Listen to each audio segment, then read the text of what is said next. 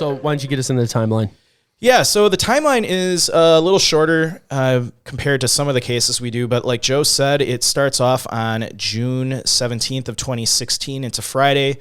So Floyd Roberts, his best friend Ned Bryant, and Bryant's daughter Madeline, who I believe was 12, planned to set out on a 9-day hike of the monument area. So they plan to hike on I believe it's called the Shivwitz Plateau, and eventually exit the canyon via Separation Canyon. And this is according... I can help you, Mike. Madeline. Okay, thank you. I'm sorry. Okay, go on. Sorry.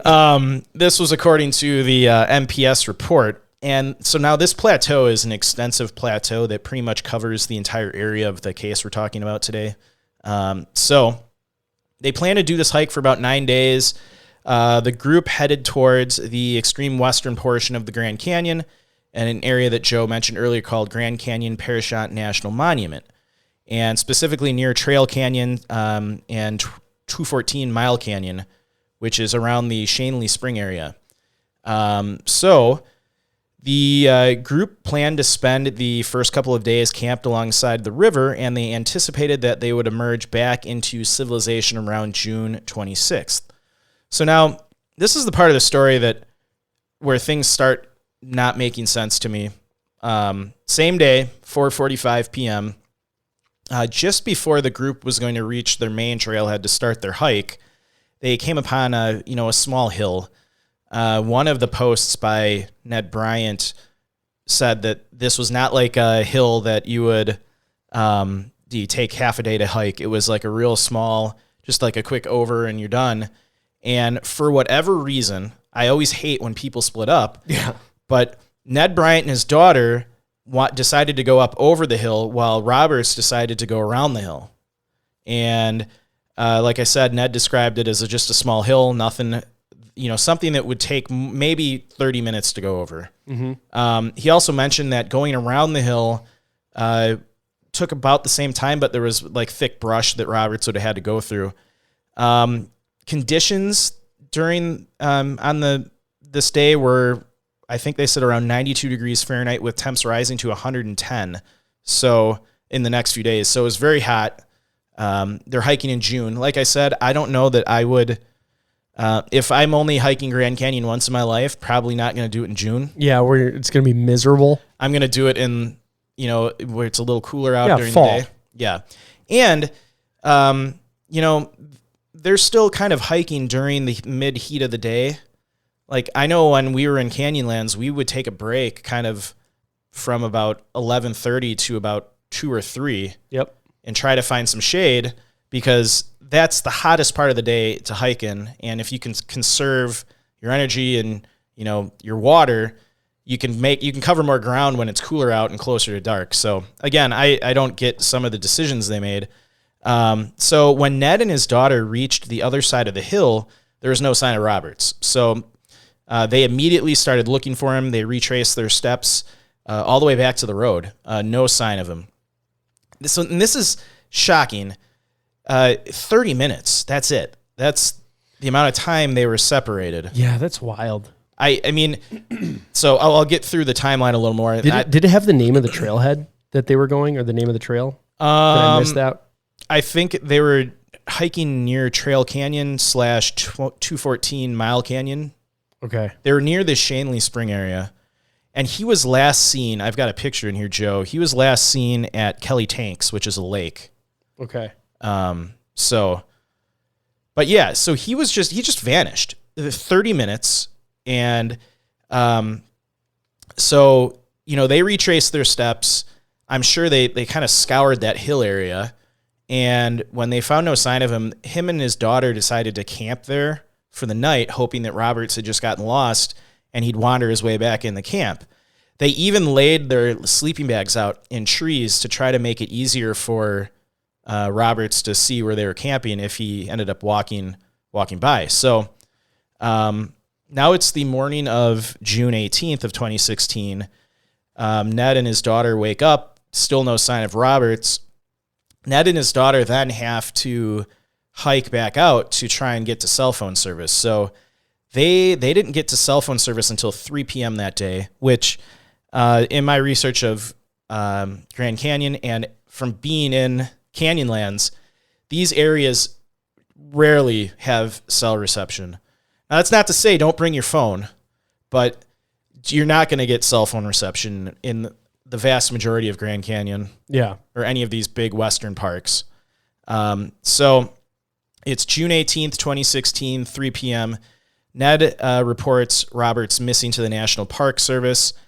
Ned reports to the Park Service that he was last equipped with 2 gallons of water, a week's worth of food, and a map created by Ned Bryant with their planned route on it. So, sorry, I had my mic off because I was clearing my throat, but this is like one of those cases where the guy who's missing is actually in a really good spot as far as like, okay, if he's lost, can't find people, he's got all of his stuff. Yeah. He can survive for a week normally. Yeah. And then arguably, if he can have access to water, they're close to a river, another week without food if he's getting water regularly. So at worst case scenario, a week and 3 days? Yeah, and they said, family made comments that unless Roberts was severely injured, he would have had the smarts to find water.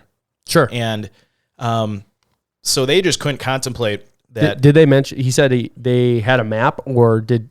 So it sounds like Roberts had a handmade map that Ned made, which I don't know. Like he handmade it. We always get the National Geographic waterproof maps. Yeah. Like that's what we always have that. That's what I'd. It's what like $10. Yeah, you can get them on Amazon. Yeah, and I collect them every time I go to a new place. It's cool to keep the pack, whatever. But, so whatever. He made a map. I mean, maybe copy and pasted maps from the internet and printed them out. But so they were convinced that he would have had the smarts to find water if he had gotten lost, and so that's another kind of puzzling part of this. And there were no signs that Roberts was experiencing dehydration before they hit that hill. So from all accounts that I was able to find, there was no indication that anything was going wrong with Roberts before that hill. And they said he brought 2 gallons, was it? 2 gallons of water. How many liters is that? I don't know. I have the internet. Hold on. So yeah, I'm still on Imperial. Right.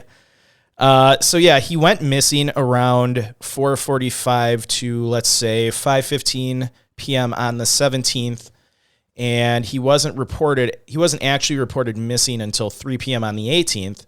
So roughly about 24 hours.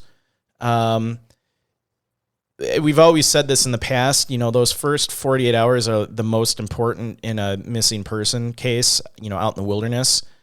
Probably, having so much water with him and 7.5 liters. So that's a lot of water for a single guy. I'm sure they expected to find water, but he overpacked water, arguably, unless they, for whatever reason, their path wasn't going to take them near the river.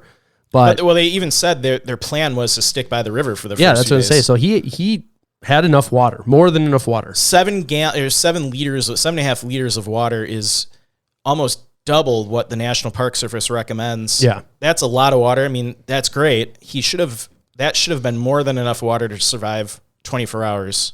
Oh yeah, in there. And he had a week's worth of food. You can stretch that. I mean, that's like if you're lost and you're starting to really, you get good shade and cover, you can stretch that water out for a long time. Yeah. So it's just another thing that doesn't make sense about this case. So the search and rescue mission really kicks off on the 19th. Obviously, Ned and his daughter did some very limited searching around that hill and didn't find him. But the SAR operation really kicked off on the 19th, which would have been a Sunday, I believe. And initially, only about 15 people were involved in the search, but that quickly escalated as the days went on. So according to an MPS press release on the 24th, the SAR operation grew to include ground teams from Grand Canyon National Park, Grand Canyon Parashant National Monument, Mojave County, Cochino County Search and Rescue, and aerial support from the Mesa Verde Helitack crew and aircraft teams. So they had a pretty good contingent of people on the ground. I read some other reports that they had some sniffer dogs. They called them sniffer dogs. So I'm just guessing they're just regular Tracking dogs? Tracking dogs. So they had dogs out there searching for him. In all, they searched about a 10-mile square area of this very remote wilderness. And the MPS made a note about how extremely remote this part of the Grand Canyon was, that it took searchers several hours just to get into the search area every day when they were bringing people in, which really created problems with rescue operations and communications. So, well, and just keeping the searchers safe too. Yeah. So obviously they set up base camp at and around Kelly Tanks, which, like I said, was a lake kind of near where he was last seen. And they searched for about 6 days and they found absolutely nothing. They didn't find any gear. At one point they thought they found some tracks, but those turned out to be not his. And it's literally like he just vanished into thin air. There was no weather. It was just hot and sunny. So like no rain, no washout, no nothing. I mean, there might have been wind or something, but there should have been. When we hiked in Canyonlands, a lot of the hike was kind of on sandy surfaces, and we left clear footprints, like our group did. And yeah, that's a good point. That he went that other way. It's not heavily trafficked, so you should have been easily able to track him. Well, it was thick brush too, like. So you'd see stomping it down, or you'd see broken branches. Yeah. When I've been up north in the North Woods, when you go off trail into like the thick, like your body breaks a lot of the branches, and it, for a trained tracker, I think they would be able to notice that. So absolutely no trace of him was ever found. No gear, shoes, not his backpack. Where did his backpack go? And there was no indication that around that hill there was any big obstacles or crevasses or anything where he could have fallen into. It wasn't like they're hiking on the edge of a canyon, at least from the research I did. Yeah, I'm looking at Google Earth right now, and like, there's nothing like aggressive. Yeah. Like where, you can slip and fall, 1,900 feet to your death. Yeah. So, that doesn't make any sense to me. And so, the search went for 6 days, and this is a statement by the National Park Service when they concluded the search. They wrote, with no additional clues to guide search efforts, the search will be scaled back to a continuous but limited mode in which rangers and pilots will continue to search for clues within the area. In addition, flyers with Roberts' picture and description remain posted at various South Rim locations and in the search area at Grand Canyon Parashant National Monument. So this is in line with a lot of other searches. Once the main search ends, you'll see a lot of very scaled back search. Sometimes the rangers will do training in these areas to, help train rangers on how to search. Honestly, I can't even see them training out there if it takes hours for them to just get to the area. Yeah, that's the thing. Like, I think in normal national parks, like if you're in Rocky Mountain National Park or Glacier, that might be more true. I doubt. I mean, how are they going to, go 5 hours out in the middle of nowhere to train? Maybe because there's someone went missing there, but yeah. So that is kind of the, to have a, Thanksgiving twist to it, the meat and potatoes of the timeline. God, that was so lame. That was bad. That was lame. You are becoming a dad. Oh gosh. Speaking of, did you know that towels are the leading cause of dry skin? I did not know that. Oh, that's a good one. I'm going to have to start loading you up with these. I have about 14 years of experience with children. I got to give you all the dad jokes. So these are some of the questions I have about this case. I kind of like to do this at the end of a timeline, just things I'm thinking about that don't make sense. So, first, if they're experienced, why are they hiking Grand Canyon in June? Something I wouldn't do. Why were they hiking during kind of peak sun that day? If it's in the 90s. Yeah, it seemed like they planned to reach the trailhead at like a bad time. Yeah, I don't know. I know in these remote areas, like this is just like, it sounds just like Canyonlands in the sense that there's no paved roads. And when we started our hike in Canyonlands, we parked the car and we walked on a road for like half a day before we got to the trailhead. So that doesn't seem too surprising, but why did they split up when they got to this hill? That's my number one gripe in all of these cases when people split from their group. Like, I always an advocate of, stay. If you're with 4 people, stay together. If something happens, it's a lot easier to deal with if there's 4 people than just yourself. Yeah. If the hike over the small hill was only 30 minutes, the hike around was reported to be even shorter. Why didn't searchers find his body or any of his gear around the side of the hill? That's what's crazy to me. Yeah, what happened? He's a 170-pound guy. He had a backpack on, full, weeks worth of food, 2 gallons of water. That's a lot. And there's of weight. like one path. Like, this is our second case where it's like a 30-minute window where there's only one place you could go in such a short time, and they're just gone. But even the other one, it was I forget what mountain it was, but it was like snow and stuff. Like, okay, I could maybe I covered in snow and crevasse. Like, this one is even crazier. Yeah, because it's just desert. Yeah, you can see everything. Yeah. There was no reported weather other than heat during the search. How are they not able to pick up any kind of tracks around the area where he went missing? So, I obviously have not hiked this part of Grand Canyon, but from my experience in desert hikes, you leave tracks. I mean, it's pretty common to, when you walk through somewhere, you're going to leave footprints. I just don't understand how, especially if they had tracking dogs in there and there was no rain, how they didn't pick up anything, any kind of scent or any kind of footprints. I mean, you got to think about how, they know exactly where he went. Like, 2 of them went up the hill and he went around it.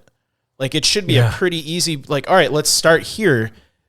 He went, and he specifically stated that it wasn't like a big hill. Yeah, like 30 minutes to get over it. Yeah, he specifically say hey, it was a tiny hill. Yeah, so So he went around because he didn't want to go up it. That's what it sounds like. Probably, he wanted to go around. It's not an incline. Yeah.